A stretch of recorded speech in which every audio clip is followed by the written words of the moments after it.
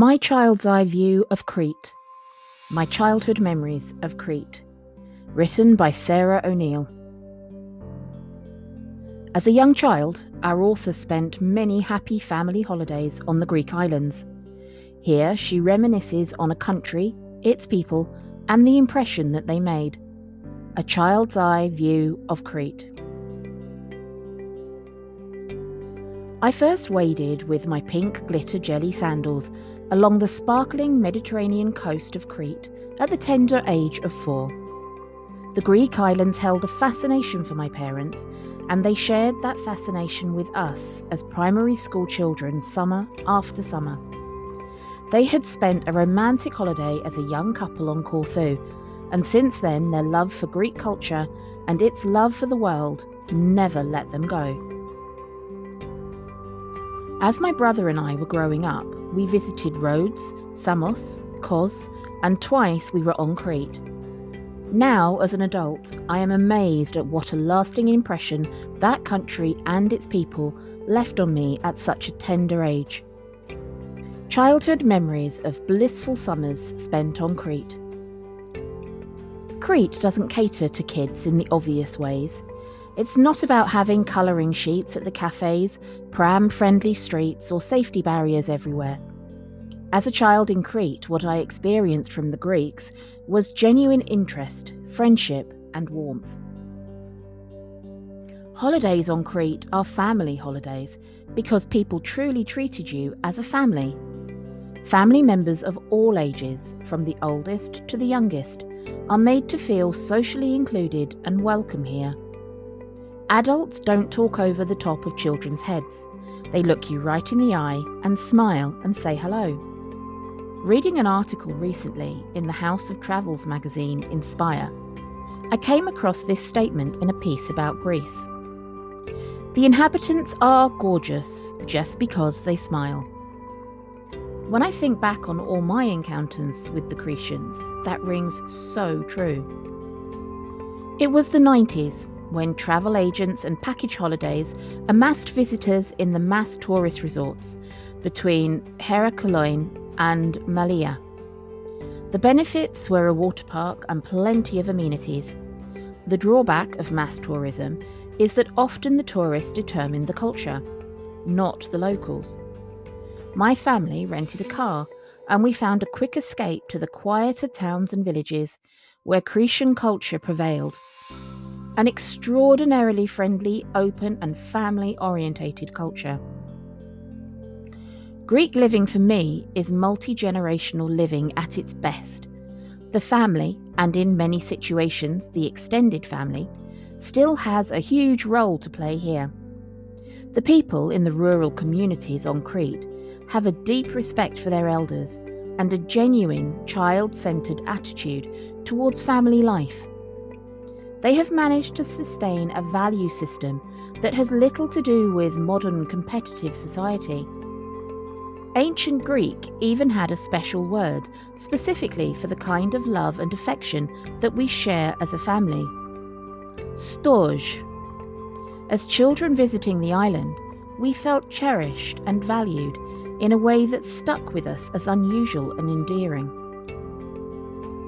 The waiters in the tavernas used to give us small gifts, like little plastic animals dangling off the rim of our drink glasses, or special parasols and decorations in our ice creams. They invited us to come up and join them as they danced madly in a circle, smashing plates. I remember a little old lady in a village up in the mountains, walking along the side of the road with her donkey.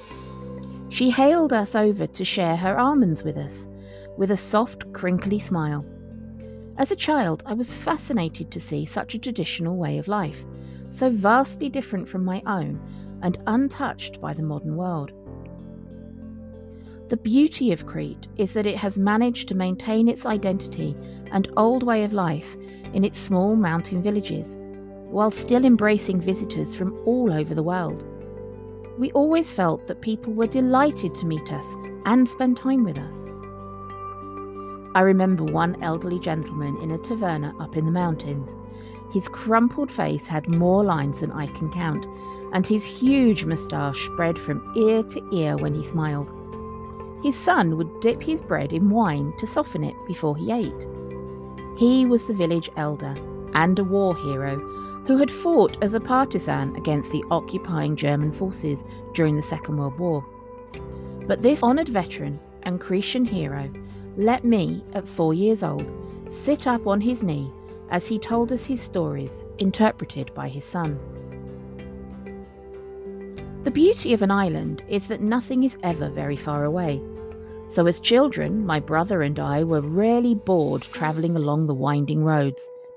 It was exciting to drive up switchbacks, where every turn brought another spectacular view, and through villages with grandparents sitting outside, watching the world go by and waving to us as we passed. Moreover, every new sight or activity wasn't far from the last one, meaning we never had far to drive to the next stop. You might expect little kids to be bored at the idea of visiting old stones and ancient archaeological sites, but Crete has the power to truly spark the imaginations of children and adults alike. My brother and I were genuinely enthralled at the incredible size of these ancient sites and the stories behind them. The locals were happy to give us space to run around, clamber and explore, warning parents, no safety ropes. Our wonderful guide at Knossos took interest in us as a whole family, encouraging questions from my brother and me, and tailoring his tour to make sure we were entertained. He joked with us about the toilet facilities in this ancient Minoan palace. Amazingly, they flushed, and regarded us with tales of ancient labyrinths with the Minotaur. I vividly remember the Queen's chamber with her intricate dolphin mosaic. I decided it was the most beautiful bedroom I'd ever seen, and was determined mine would be just like it. For me, the trip started a fascination with Greek myths, legends, and ancient history, which my parents were more than happy to fuel. We often have a tendency to overstimulate ourselves and our kids, but in Crete, their simple, unhurried approach to life feels healthier and more restful. Crete has a treasure trove of unspoiled beaches where families can spend hours undisturbed. We are able to entertain ourselves all day long with little more than a bucket and spade at the beach, whilst Mum and Dad would lie back and enjoy a well-earned rest. Has Crete changed over the years? Well, in some ways, yes. In recent years, the city of Heraklion has revamped its museums to make them even more interactive and child-friendly. The Crete Aquarium is a huge aquarium with multimedia features and a touch pool that is sure to delight children. The Natural History Museum in Heraklion also has a discovery centre full of interactive features. There are newly discovered archaeological sites to explore, and new reconstruction projects have been completed, such as a working model of an ancient Minoan ship. Yet Crete itself remains fundamentally unchanged. Throughout its turbulent history of invasion by the Arabs, then the Turks, and then the Germans, it's always maintained and reverted to its strong sense of identity. Those core values centred around family, faith, and simplicity of life have withstood the test of time. We often think of holidays primarily as a chance for Mum and Dad to unwind and the little darlings to burn off as much steam as possible. We rarely consider the lasting impressions that they can leave on our young children. But Crete has the power and the personality to nestle itself in your heart, to leave impressions, images, and the memory of smiling Cretan faces, even in the youngest of imaginations.